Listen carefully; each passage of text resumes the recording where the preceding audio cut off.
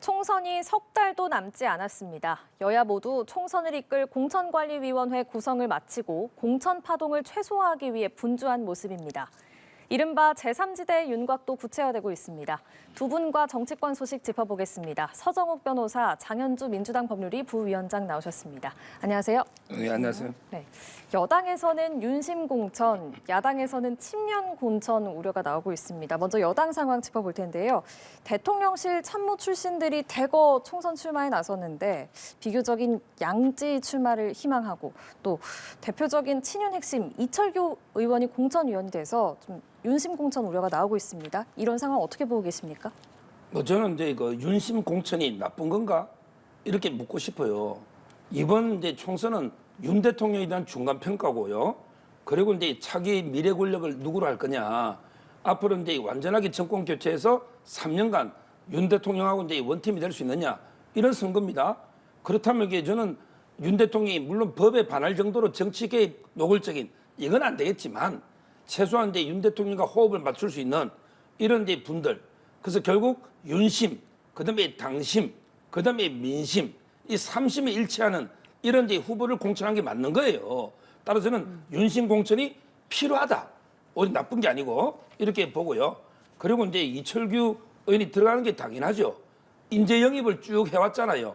그러면 이제 그 인재 영입을 했으면 끝까지 책임을 져야죠. 어느 지역에 공천을 주기로 해서 영입했으면 공천을 줘야 될 거 아니에요. 영입할 때하고 이게 나중에 공천을 다르면 그럼 이게 인재를 영입해놓고 완전히 뭐 낙동강 오래할때 버릴 겁니까? 저는 제대로 이게 끝까지 인재 영입을 지키려면 이철규 의원이 들어가는 게 바람직하다.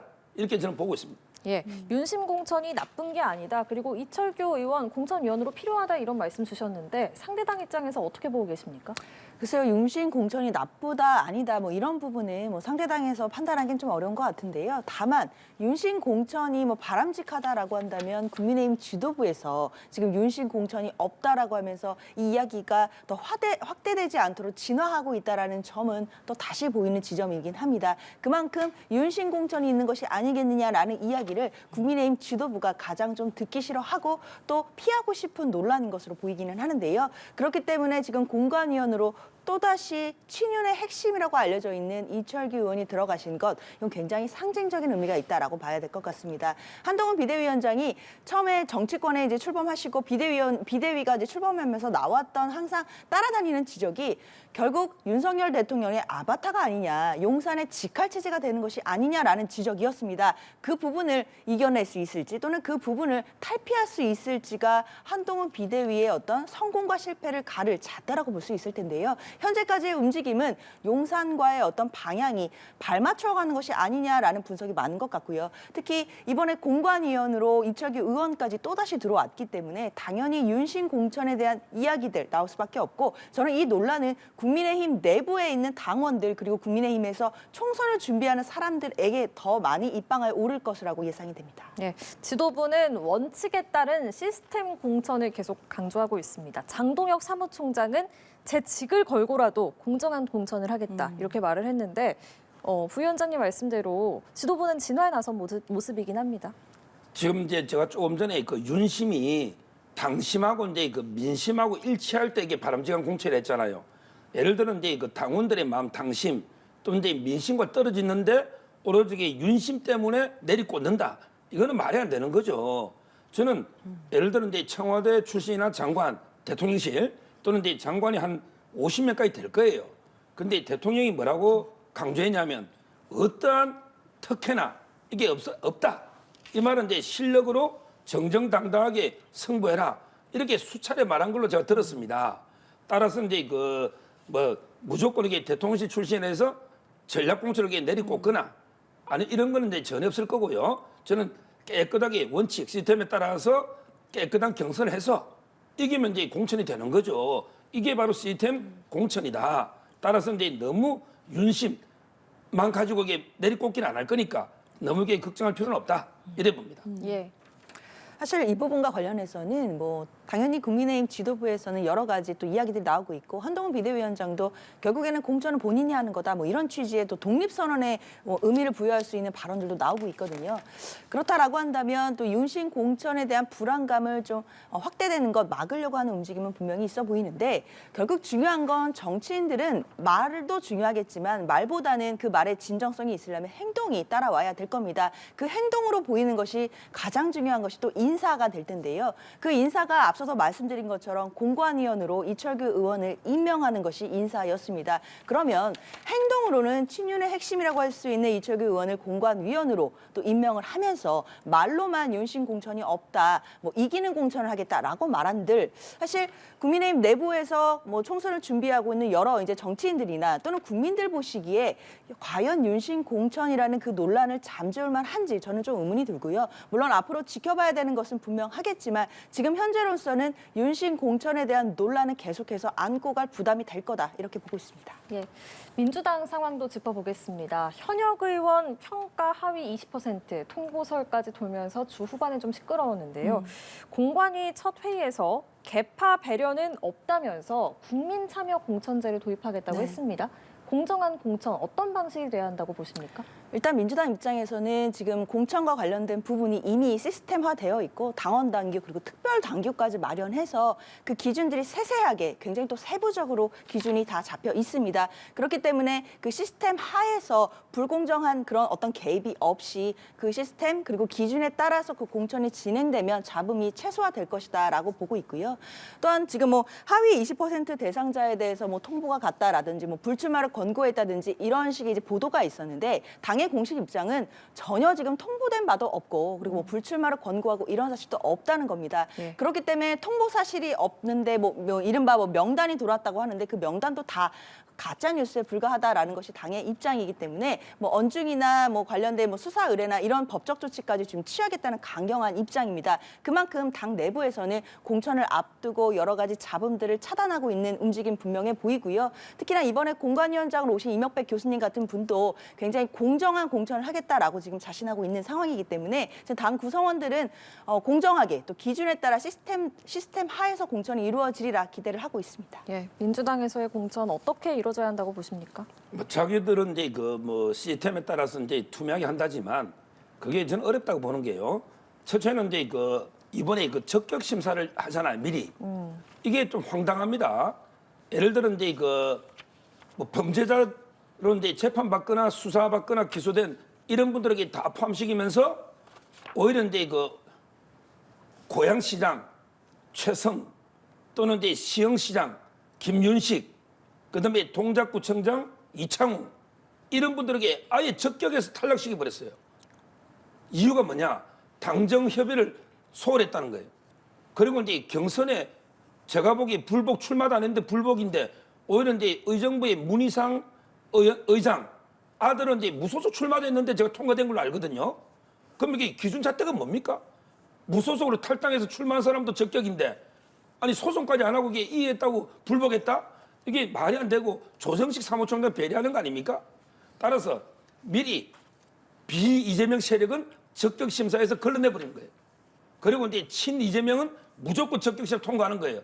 특히 앙컷 발언을 옹호한 남영희도 통과하고 또 좀 이따 우리가 자세히 다루지만 황운하, 노웅래, 정봉주, 정동영까지 통과했습니다. 물론 이제 이재명까지 통과하니까 뭐 다른 사람들도 그 기준 되면 다 통과하겠지만 이재명 대표도 적격 통과했어요. 심사를 했습니다. 제 말은 이런 식으로 미리 걸러내버리고요. 그다음에 나중에 본선 가면요. 국민 참여 경선이 아니고 개딸 참여 경선. 결국은 이제 뭉치 소수 극렬지지층 그게 참여하거든요. 따라서 저는 개딸 참여 공천 이게 과연 공정한가 이런 의문이 들어요. 예. 서정욱 변호사께서 말씀하신 민주당 예비후보 자격 논란 좀 더 자세하게 짚어보면요. 1심에서 실형을 받은 황운하 의원 그리고 뇌물수수 혐의 등으로 기소된 노웅래 의원이 적격 판정을 받았습니다. 이재명 대표도 그렇고요. 이거는 어떻게 봐야 될까요? 사실 지금 검증이 단계입니다. 이제 민주당은 이제 공천 시스템이 좀 세분화되어 있는데요. 지금 검증위가 있고 또 공관위는 별도로 구성되어 있습니다. 검증위는 말 그대로 예비 후보자로 등록할 수 있는 자격을 부여하는 그런 기구입니다. 검증위에서 적격을 받았다라고 해서 바로 공천이 되는 것이 전혀 아닙니다. 정말 예선이라고 볼 수 있을 텐데요. 검증위를 통과해서 적격을 받는다라고 하더라도 지금 현재 이제 활동을 시작한 공관위에서 또다시 뭐 경선이 되었던 뭐 여러 공천 과정을 또 난해한 그런 절차들을 계속해서 거쳐야 되는 그런 분들이 있습니다. 그렇기 때문에 마치 검증이 적격을 받으면 뭐 공천이 되는 것처럼 뭐 그렇게 지금 사실이 호도되고 있는 부분 좀 바로 잡아야 될 것 같고요. 다만 지금 황운하 의원이라든지 뭐 노웅래 의원 같은 경우에는 황운하 의원은 1심이 지금 선고되긴 했지만 예. 아직 항소심 중에 있는 것이고 그리고 노웅래 의원 같은 경우에는 지금 재판이 계속 중인 상황이기 때문에 이 상황 자체에서 지금 공관위 결정도 아니고 검증위에서 적격 부적격을 논하는 중이었기 때문에 이 부분은 당원 당규에 따라 그 기준에 따라서 지금 진행이 되는 것으로 알고 있습니다. 예, 예선이다 이런 말씀해 주셨는데. 지금 이제 여기 통과했다는 말은 최소한 이게 경선 기회는 주겠다는 저는 의미로 보이거든요. 그렇잖아요. 그러면 이게 절대 현역이 유리합니다. 이렇게 되면 이게 노웅래, 황운하 의원이 경선 이길 가능성이 많아요. 시스템에 따라 이게 경선한다는 거 아닙니까? 지금 민주당이 여기서 안 걸러내면 통과될 가능성이 많은데 지금 이제 기소가 되면요 무죄가 나올 확률이 3%입니다. 노웅래 의원 기소됐잖아요. 3%입니다. 97%는 처벌됩니다. 근데 노웅래 의원 은 특히 그 한동훈 위원장의 유명한 돈봉투 부스럭 끌어내 소리 이게 유명하잖아요. 돈 받은 거 이거 거의 확실한 거 아닙니까? 구속은 면했지만 녹취록이 저번에 줬는데 뭐 또 주느냐 뭐부터 이게 어디 녹취록이 전거 한두 개입니까? 그걸 떠나서도 3%입니다. 이런 분에게 공천한다? 근데 황운하 의원은 더 황당하죠.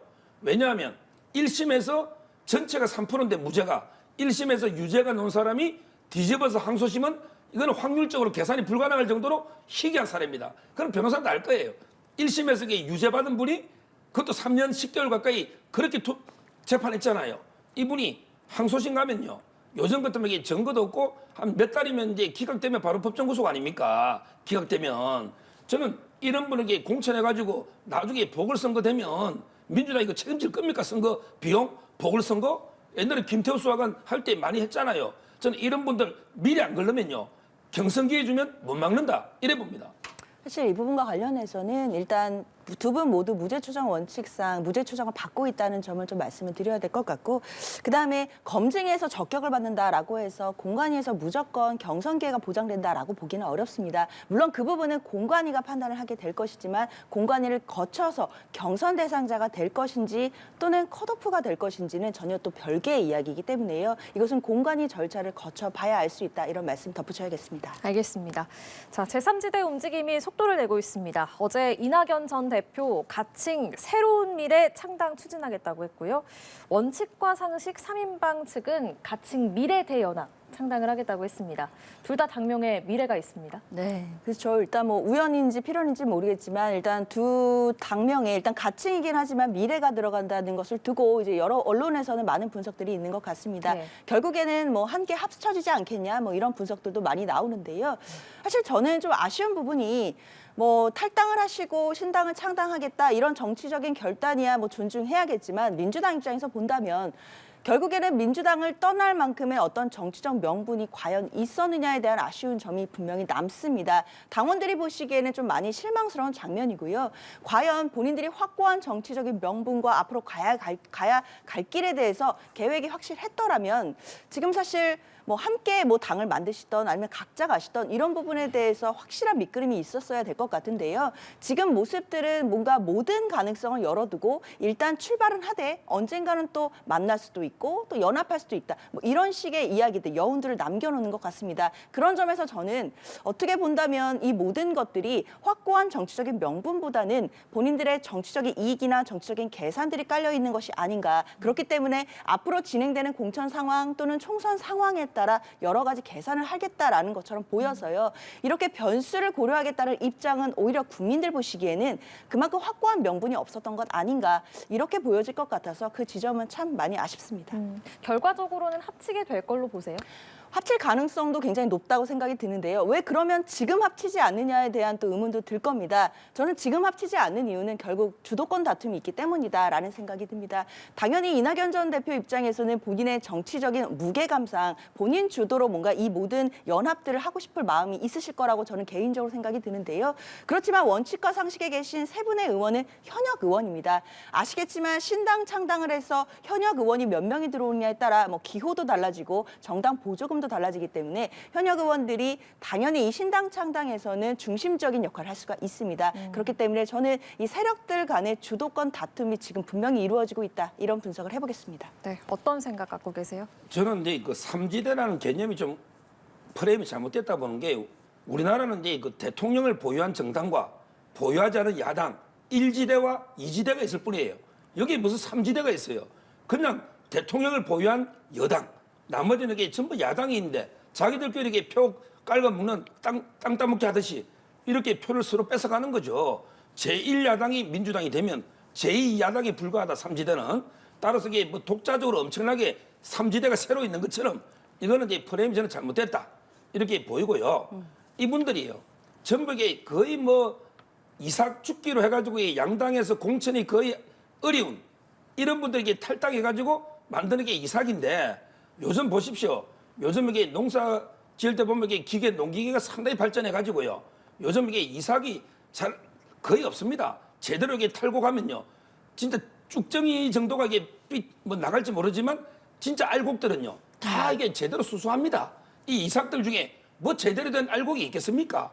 저는 이런 분들 다 모아봤자 이념도 달라, 지역 기반도 달라, 나이도 달라, 같은 게 하나도 없어요. 그냥 이게 잡탕 밥처럼 이게 좀 있다가 서서히 정치판 사라져 나가는 이게 아마 이 분들의 움직임이다. 제가 이게 뭐 극단적인 너무 평가가 아니고요. 이게 현실입니다. 보십시오. 여기서 이게 지역구에서 살아남을 사람 거의 없을 겁니다. 예. 제3지대에서 가장 큰 관심 역시 낙준연대 가능성일 텐데요. 이낙연 전 대표는 세대 통합의 모델이 될 수 있다 이러면서 좀 손길을 내미는 듯한 모습이었는데 이준석 전 대표는 연대 가능성은 열어뒀지만 무턱대고 합치면 대중 지지율도 화답하지 않을 거다.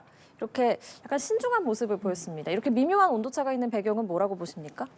아마 이제 그 이준석 대표가 이게 조금 더 여유가 있을 거예요. 본인이 이제 조금 더 앞서간다고 생각할 거고 본인이 좀 더 미래에 젊으니까. 그래서 아마 이제 이낙연 측이 이제 조금 더 연대 적극적인지는 모르겠는데 저는 이제 그 이 이름은요 낙석 연대로 봐야 돼요. 낙석. 그럼 이게 낙석이 떨어지는 돌이잖아요. 여기에 가장 낙석에 맞아서 피해보는 거는 민주당 이재명 대표입니다. 이렇게 정리하면 돼요. 이 모든 게 다 야당에서 일어나는 일이죠. 대통령을 보유한 집권 여당은 무관합니다. 집권 여당의 약속은 실천입니다. 이거는 이제 여당 윤석열 지지하는 분은 있고 1지대. 그다음에 자기들끼리 이제 민주당과 3지대가 서로 야당으로서 싸우는데 아까 말한 것처럼 이게 그 낙성연대가 저는 파괴력은 별로 없을 거라 봐요. 뭐 떨어지는 돌이 큰 바위가 떨어질 것 같지는 않고 조그만하게 돌이 떨어지는데 거기에 맞아가지고 피해보는 거는 그래도 민주당 이재명 대표다. 이렇게 보면 이제 이 3지대가 선전하면 민주당이 조금 고전할 거고요. 근데 그 제가 보기에는 3지대라는 이 낙성연대가 선전할 가능성이 별로 없으니까 결국은 이제 이번에도 국민의힘과 민주당 이렇게 양당으로 갈 수밖에 없다. 이렇게 분석합니다. 그럼 앞으로 두 세력이 합칠 가능성은 어느 정도로 보세요? 지금 이제 그 아마 따로 가면요 거의 전멸할 테니까 각계로 가면 아마 이제 그 연대를 할 수 있는데 완전하게 당대당으로 합쳐서 연대할 건지 아니면 이제 뭐 비례는 이준석 대표 입장에서는 비례는 이게 자기들이 1, 2, 3번 묻고 싶지 그 2번, 4번 이낙연 신당이 줄 수가 없잖아요. 실제 비례밖에 당선 가능성이 없는데 지역구는 당선 가능성이 없거든요. 따라서 전 이준석 대표에게 느슨하게 지역에서만 연대하고 우리 비례는 각자 공천하자 이런 데 주장이 있는 거고 또 이제 완전히 합치자 이런 주장이 있는데 거의 뭐 여기에 모든 세력들이 보니까 거의 뭐 물과 기름이에요. 제가 보기에 화학적 통합이 쉽지 않을 겁니다. 알겠습니다. 자, 이렇게 미묘한 두 사람 간에 좀 온도차가 있는 배경은 네. 어떻게 보시는지, 그리고 앞으로 좀 합칠 가능성은 어떻게 보시는지. 사실 뭐 지금 본의 아니게 이낙연 전 대표가 좀 더 적극적으로 구애를 하는 모양새가 되는 것도 사실 민주당 입장에서 보면 참 안타까운 지점입니다. 사실 이준석 전 대표도 지금 보수 정당에서 지금 탈당해서 어떤 보수 진영에서의 어떤 실당을 꿈꾸는 것으로 지금 그런 모습으로 보이기는 하는데요. 물론 뭐 제3지대를 두고 뭐 여러 가지 뭐 본인들이 플랫폼이 되겠다 하면서 대연합을 하겠다라는 이제 움직임들은 여러 군데에서 나오고는 있지만 사실 국민들 보시기에는 정당이라는 것이 정치적인 결사체인 것이고 본인들과 같이 뭐 정치적인 신념이나 이념을 공유하는 사람들끼리 모이는 것인데 이낙연 전 대표와 이준석 전 대표가 한 그림으로 서서 함께 무언가 일을 도모하는 것 자체가 굉장히 생경하게 다가올 것 같습니다. 그렇다면 국민들 보시기에 국민들의 어떤 그런 마음들을 설득하지 못하는데 과연 그 정당이 바로 설 수 있으며 그리고 화학적 결합이 될 수 있겠느냐에 대해서는 굉장히 좀 회의적인 모습이 들고요. 만약에 이런 연대가 이루어진다라고 하더라도 화학적인 결합이 어렵기 때문에 국민들 보시기에는 이분들이 뭔가 정치적인 결사체로서의 모임보다는 총선을 앞두고 그런 정치적인 계산하에 모인 그런 모임으로 볼 수 있기 때문에 저는 오히려 총선을 앞두고 이 연대가 되는 것 자체가 더 악조건이 될 것이다 이렇게 보입니다. 두 분 모두 낙준연대의 어떤 화학적 결합 가능성에 대해서는 가능성을 낮게 보셨습니다. 한편 이낙연 전 대표 탈당 이후에도 지지자들 사이에서는 앙금이 좀 남아있는 것 같습니다. 이 전 대표 지지자들이 연 모임에서 행사에서 이재명 대표를 향한 원색적인 비난 발언이 나왔어요. 그래서 이 전 대표가 직접 사과하는 일도 있었습니다. 그렇습니다. 이제 오늘 뭐 지금 기사 보도가 굉장히 많이 나오고 있는데요. 오늘 뭐 한 행사에서 이낙연 전 대표의 지지자가 반윤륜적인 뭐 망언을 했다라고 볼 수밖에 없을 것 같습니다. 제가 방송에서 옮겨드릴 수 없을 정도의 정말 막말이 나왔는데요. 사실 이런 부분들은 민주당 입장에서는 굉장히 좀 안타깝고 아쉬운 부분이고 당연히 민주당에서도 이 부분을 규탄을 하고 있습니다. 이낙연 전 대표도 바로 이 부분을 좀 사과하시기는 했지만 저는 아쉬운 것이 이낙연 전 대표가 탈당하시면서도 당내 어떤 강성 지지자들에 대한 비판 계속 했었습니다. 그리고 이제 이른바 원칙과 상식에 계신 의원님들도 특히 이제 반명 비명계에 계신 분들도 뭐 이재명 대표의 강성 지지자들로 인한 여러 공격들에 대해서 많은 또 불만을 토로하셨고 그 문제점들을 계속 지적하셨는데요. 정작 본인들의 지지자들이 이재명 대표를 향한 저런 날선 발언을 할 때 그럼 뭐 그냥 엄중하게 사과하는 것 이것만으로 과연 넘어갈 수 있을지 저는 좀 의문이 듭니다. 본인들이 그동안 계속 말씀하셨던 강성 지지자들의 공격이 또다시 상대방에게 갔을 때는 내로남불적인 태도로 보이신다라고 한다면 당원들이나 그리고 국민들이나 이 부분은 분명히 실망하실 지점이다 이렇게 생각합니다. 네, 이 사안은 어떻게 보셨습니까?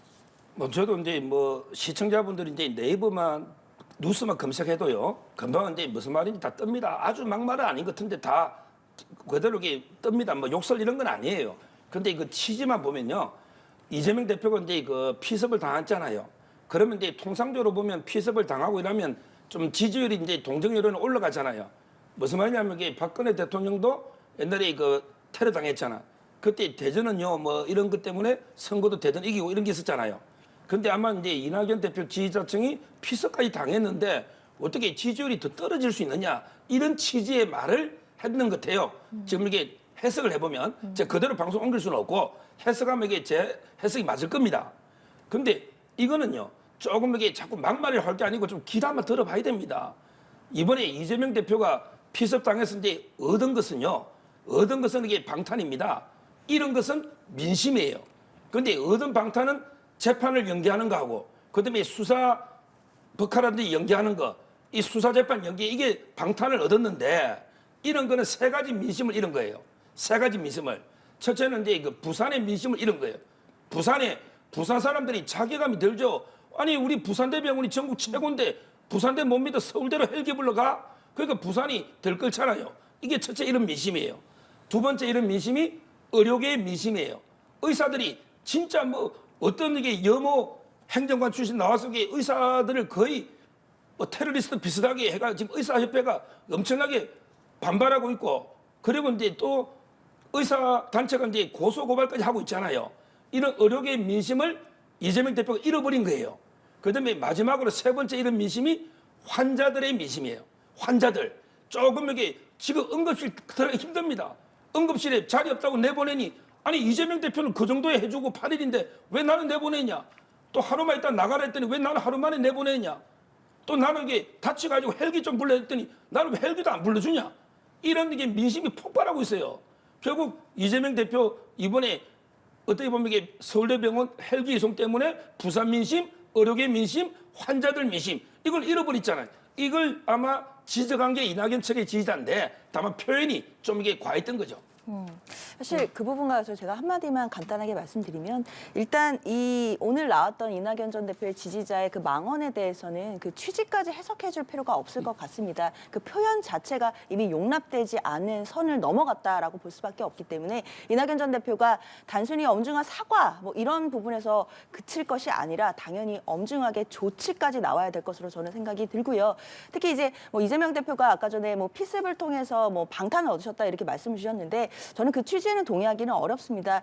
이재명 대표가 뭐 재판을 지연시키고자 뭐 일부러 테러를 당한 게 아니지 않겠습니까? 그렇기 때문에 이것은 명백하게 야당 대표에 대한 백주대낮에 일어난 살해 시도였습니다. 이 자체만 보더라도 굉장히 엄중한 사안이기 때문에 이 수사 결과나 이런 부분에 대해서도 민주당이 계속 문제를 삼는 것이고요.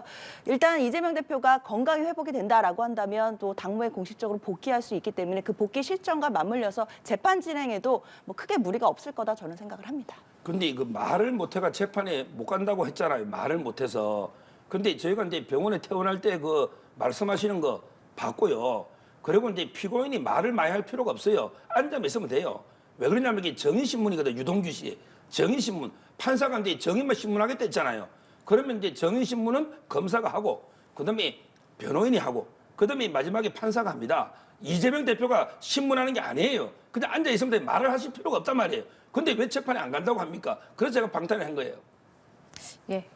반론하시겠습니다. 일단 이 부분과 관련해서는 재판과 관련해서는 당연히 뭐 재판부와의 어떤 의견 조율도 필요하겠지만요. 일단 지금은 이재명 대표가 신체적인 부분도 당연히 많이 건강을 훼손했지만 더 나아가서는 정신적인 트라우마도 엄청날 것으로 저는 개인적으로 예상을 합니다. 그렇기 때문에 의료진의 판단이 가장 중요할 것 같아요. 지금 언론을 통해서도 나오고 있지만 이재명 대표는 당무의 복귀를 빠르게 하고 싶다라는 의지가 굉장히 강한 것으로 제가 알고 있습니다. 그럼에도 가장 중요한 건 의료진의 판단일 거고요. 의료진이 판단을 해서 공식적으로 당무에도 복귀해도 되고 공식적인 일정이 가능하다라고 한다면 그 부분을 또 재판부도 알게 될 것이고 재판부에서도 당연히 재판 일정을 조정할 것으로 생각을 합니다. 네, 알겠습니다. 2022년 9월 윤석열 대통령 미국 순방 과정에서 불거진 MBC의 자막 논란과 관련해서 법원이 외교부의 손을 들어줬습니다. MBC 측에 정정 보도를 요청을 했는데요. 이 법원의 판단은 어떻게 보셨습니까? 아주 이제 타당한 판결이 나왔고요. 지금 뭐냐면 이제 그 원래는 이제 그 자막을 달 때는 사람이 안 답니다.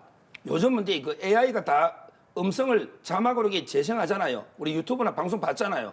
그냥 이제 기계한테 맡기면 되는 거예요. 그러면 기계가 인식하는 건 인식하고 인식 못한 거는 뭐 공공이나 이렇게 인식 못하게 되겠죠. 그게 원칙이잖아요. 그래서 이제 그 이번에 재판을 했는데 진짜 전문가 있잖아요. 이거 인식 전문가도 판독 불가 이렇게 답변이 온 거예요. 근데 MBC 기자가 얼마나 전문가입니까? MBC 기자가 그 법원의 감정인보다 더 음성 잘 듣는 게 전문가입니까? 아니잖아요. 자기들이 자막을 다는데 아니 미국이라는 말은 아예 없는데 갈로 속에 미국이라고? 이게 무슨 조작입니까? 미국이라는 말이 있나요? 근데 갈로치가 미국 이래놓고요. 전문가나 AI도 판정 못하는 걸 마치 이게 자기는 다 판독한 것처럼 아예 그냥 미국 국회에서 날리면 바이든이 쪽팔려 어떡하나 이렇게 미국 국회라고 하는데 아니 윤석열 대통령이 바보입니까? 미국 의회와 국회도 구별 못합니까? 우리나라는 국회의 나라 대한민국 미국은요 연방제 상원 하원 의회라지 국회라는 사람 없습니다. 그러면 이게 전체 여러 문맥 보면 우리 윤석열 대통령이 3년간 1억 달러를 출자해야 되는데 우리 민주당이 180석인데 국회를 장악하고 대통령한테 협조를 안 하잖아요. 그래서 우리 국회 민주당이 장악한 국회가 1억 달러 내야 되는데 이거 날려버리면 이 말은 예산을 자르면 이게 분명한 예산을 잘라가 안 주면 우리 국제사회에 얼마나 우리 대한민국 국회에 부끄럽냐. 이거라는 거는 삼척동자도 다 알잖아요. 제가 들어보면 다 삼척동자도 그 전체 문맥 앞뒤 문맥 이 내용을 보면 아는데 이걸 180도 바꿔서 미국 국회라면서 바이든 이게 뭡니까? MBC. 그러니까 이제 판사가 볼 때 감정인이 내용은 몰라도 앞뒤 문맥이나 모든 정황 종합해 보면 이게 잘못된 거다. 그래서 이제 그 판결이 확정되는 대로 빨리 딱 그 방송도 하고 그다음에 자막도 달아라. 이거 안 하면 하루에 100만 원씩 주라. 이런 판결이 나온 건 아주 타당하다. 지금이라도 이게 민주당 항소하느니 MBC 항소하느니 하지 말고 빨리 이게 판결대로 사과 방송하세요. 판독이 어려운 걸 MBC가 자의적으로 자막을 달았기 때문에 법원의 판단은 적절했다 이런 말씀 주셨는데 어떻게 보십니까? 사실 이 판결에 대해서는 뭐 정치적으로 해석할 필요가 없을 것 같습니다. 법적인 것만 보면 될 것 같은데요. 특히 이제 결국에는 전문가가 감정으로 바이든인지 날리면인지 그 부분이 판정이 어렵다라고 한 거 아니겠습니까? 결국 감정 불가입니다. 그렇다면 이 감정 불가 사안일 때는 우리가 정정보도 청구는 결국 청구자에게 입증 책임을 물리는 것이 당연히 원칙입니다.